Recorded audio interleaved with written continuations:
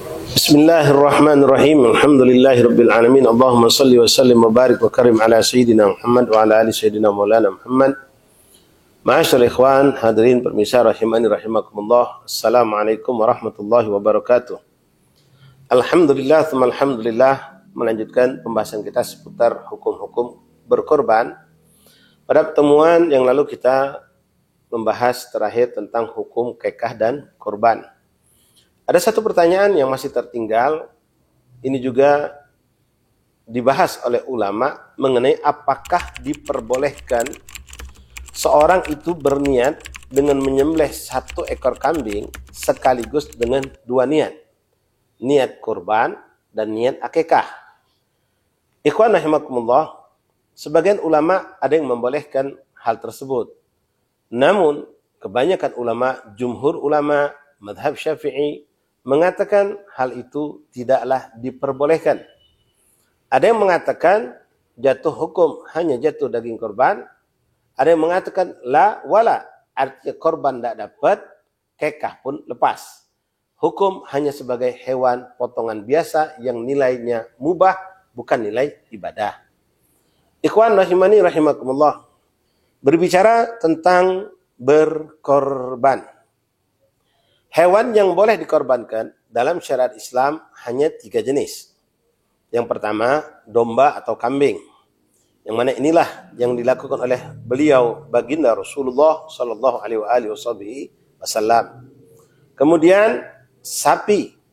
Sebagian ulama membenarkan juga jika itu kerbau. Yang ketiga adalah jenis onta. Hanya 3 jenis kelompok hewan inilah yang boleh dilakukan untuk berkorban. Dan berkorban adalah ibadah yang terbaik yang dilakukan oleh kita, kata Rasulullah, di hari Idul Adha. Afdal ibadah umatku di hari Idul Adha adalah menyembelih korban, atau dengan istilah yang dipakai Rasulullah, menumpahkan darah korban. Ikhwani rahimani rahimakumullah. Lalu jika dipertanyakan, kita mengenal jenis korban, hewan korban. Lalu dari jenis kelamin, yang mana yang baik, pejantan atau betina? Maka ulama sepakat, ikhwan rahimakumullah, yang afdal adalah dengan hewan pejantan, bukan hewan betina. Bukan berarti tidak diperbolehkan. Tentulah kita paham makna afdal adalah lebih baik.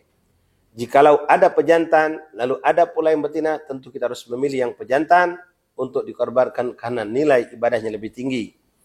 Lalu untuk hewan perempuan atau betina diperbolehkan dan tidak dimakruhkan kecuali kalau hewan tersebut dalam keadaan hamil. Maka hukum hewan korban dalam keadaan hamil adalah makruh. Lalu muncul pertanyaan di situ, ikhwan rahimakumullah. Jika hewan itu hamil, lalu disembelih induknya, lalu didapatkan ternyata subhanallah bayi yang ada dalam kandungan si ibu masih dalam keadaan hidup.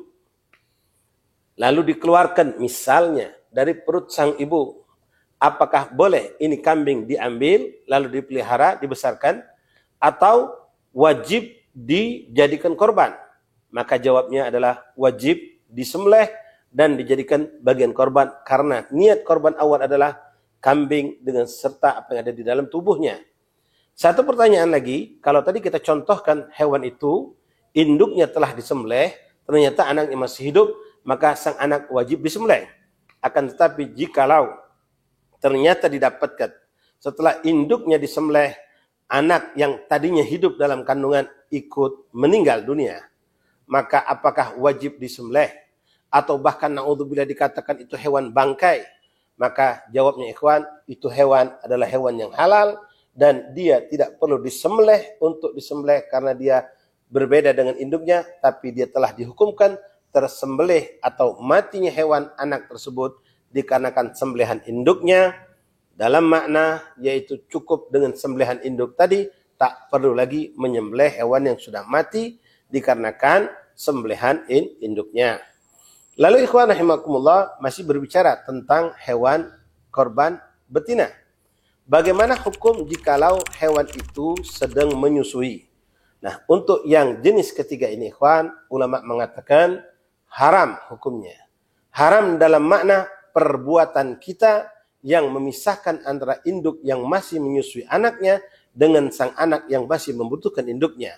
Adapun sembelihan sah, hukum daging halal, tapi perbuatan menyembelih korban tersebut tidaklah mulia di hadapan Allah Subhanahu wa taala, karena di balik korban ibadah yang kita harapkan kedekatan kepada Allah, kita telah melakukan suatu tindakan yang keji, memisahkan antara induk dengan anak-anak daripada hewan korban tersebut. Ikhwani rahimani rahimakumullah. Lalu masih berbicara tentang jenis hewan korban. Kalau dipertanyakan tentang warna korban, yang mana yang terbaik? Maka ulama mengatakan yang terbaik adalah warna putih. Semakin banyak warna putih dominan dalam tubuh kambing atau hewan korban, sapikah itu atau onta, maka itu akan lebih baik. Kemudian derajat setelahnya putih yang bercampur mungkin dengan warna kekuning-kuningan, lalu warna kuning, lalu semakin mentua dengan warna coklat, sampailah kepada warna yaitu warna yang gelap, dan terakhir warna hitam. Warna hitam adalah pilihan terakhir dan paling afdal warna putih. Namun muncul satu pertanyaan. Jikalau kita mendapatkan ada hewan pejantan warna hitam, lalu ada kambing betina warna putih, yang mana yang lebih afdal untuk kita pilih? Maka ulama mengatakan pejantan warna hitam lebih afdal daripada warna putih tapi dari hewan yang berjenis kelamin perempuan atau betina. Masyaallah ahbab rahimani rahimakumullah. Mungkin untuk season kali ini kita cukupkan di sini. Insyaallah kita sambung pada season berikutnya. Biidznillah subhanahu wa taala. Wassalamualaikum warahmatullahi wabarakatuh.